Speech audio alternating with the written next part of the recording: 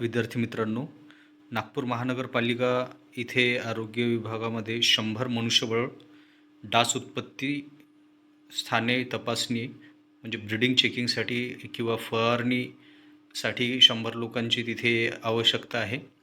आणि ही जी भरती जी आहे ही तात्पुरती किंवा तात्पुरत्या स्वरूपात पारेषण काळासाठी आहे. इथे 6 महिन्याकरिता ठराविक मानधनावर ही पदे ठेवली आहे.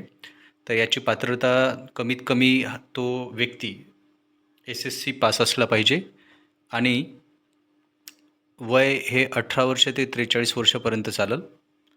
दिनांक 17/8/2026 सकाळी 10 ते 12च्या दरम्यान तिथे उपस्थित राहणं अनिवार्य आहे. तुम्ही नोटिफिकेशन चांगल्या पद्धतीने वाचू शकता. धन्यवाद.